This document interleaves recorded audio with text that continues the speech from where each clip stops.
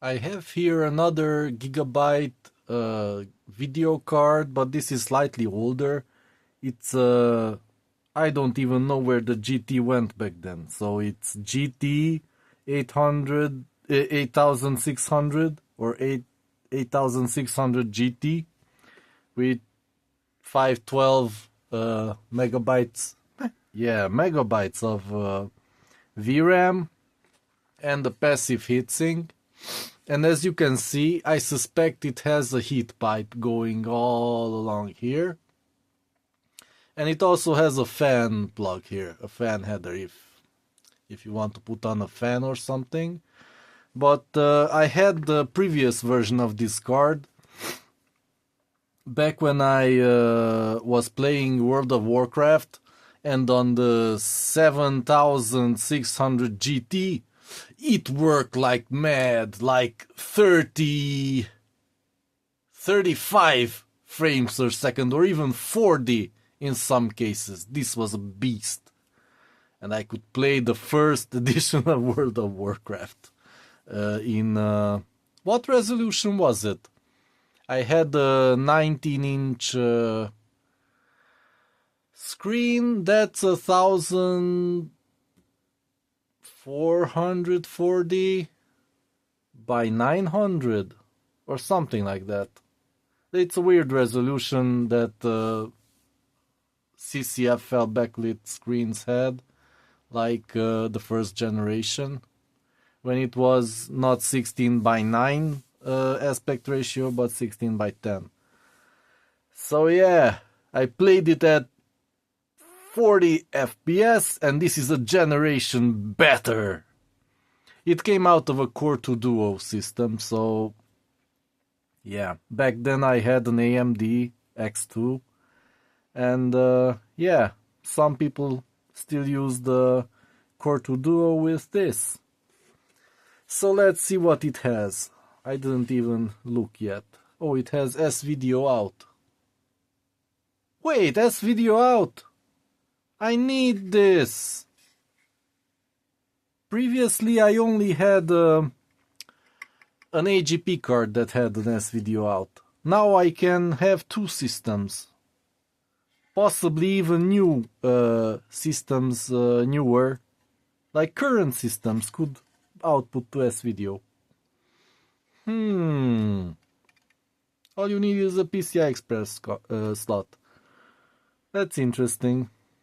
Also, yeah, so it has an S-Video and two DVIs. Both DVIs support the analog pins here, so you can have an analog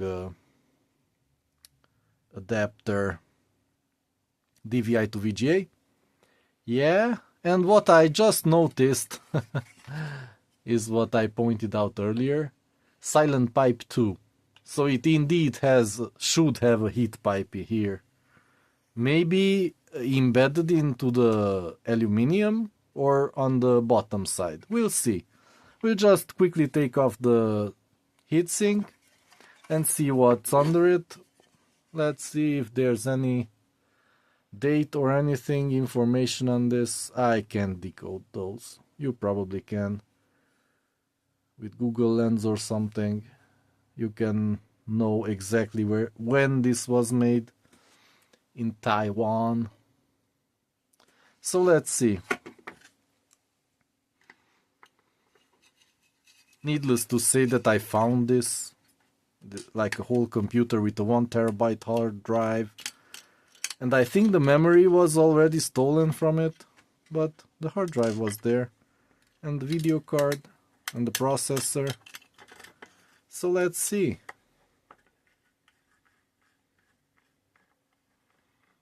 What do we have here? Oh boy, this is a different system, with the knot being the screw, and the plastic bracket to spread things even further, and the screws are here. So let's see. Oh, it comes off. What? Such a tiny little thing on a tiny little chip. And these were the good old days. Now I want to use this card.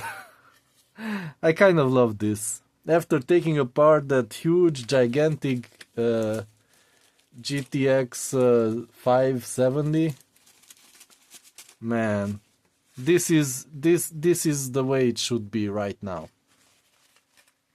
I mean, the silicone doesn't need to be huge, but yeah, there's a problem here. The thermal paste is shit, and it probably burned into the... I don't know if you can see this, but this GPU may be burned.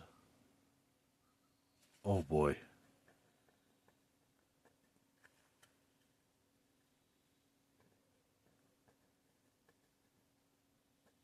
I don't know what's that. This is probably burned. Yeah. Brings back memories about how great things used to be. But this here, let me just try to clean it off. Maybe it's just thermal paste burned there. But this may be a bad chip already. So yeah. I'm not feeling optimistic about this. This seems burned. I mean, even as I never saw burnt chip, but this is the way it's supposed to look when it's burnt.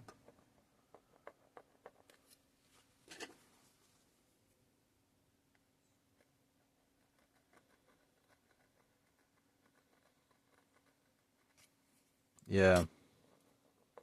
Or it's just thermal paste. I can't tell.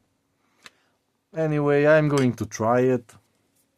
That's step 2. Maybe it's just this yellow thing that's rock hard. Yeah, that must be it. This is not coming off. Oh boy, it's rock hard. Ooh. What can I scrape it off with? Like a box cutter? Oh boy. It doesn't matter if I scratch it a little. That won't hurt performance much. Because I'm going to put good thermal paste anyways. And I'll be more careful with the center.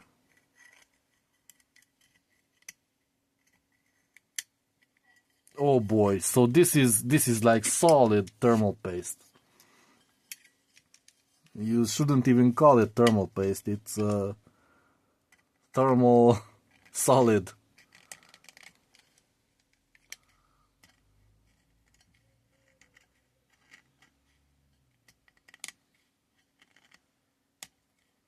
Yeah, I don't think I can damage the heat pipe.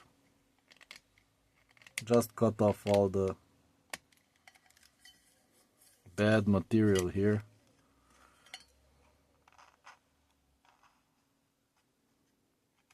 It would have been nice to use a new blade, but I'm too lazy to put that in.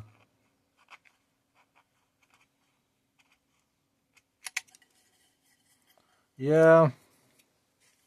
So this it would be a good idea to run along this with a sandpaper, very fine grit. What can I do here? You know that paper also acts as sandpaper, somewhat, to some degree, because it's like wood, and so most metals you can polish with wood. So you can take some of it off.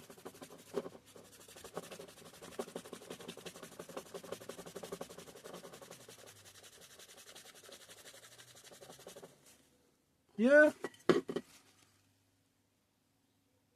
Some of it. But yeah, I want to go deeper. Slightly deeper. And I don't know how exactly. But maybe I'll leave it.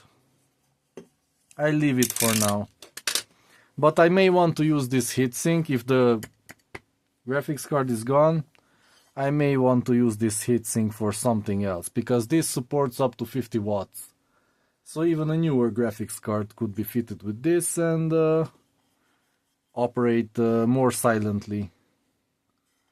Seeing this heat pipe here, this is kind of beautiful. So yeah, let's put some paste there and hope for the best. Or maybe try to rub this too a bit more. Yeah, maybe it's not gone. But then the thermal paste just got burned on the middle. Man, this is bad. Oh boy.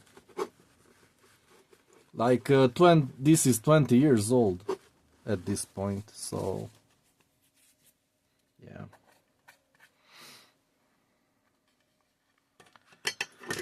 This is the way of the thermal paste, but what I can tell you for sure that these OEM thermal pastes, I had a white one before, and this is almost at the same price, are slightly worse than the best on the market. The best on the market are 12 watts per meter Kelvin, but these never go solid. So I took apart recently a computer that I repasted like 15 years ago, and the paste was still soft.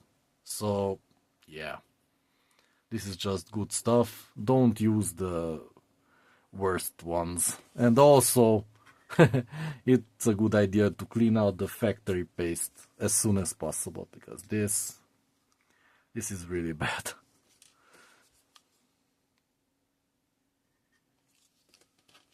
I put slightly too much there, but I don't think it matters.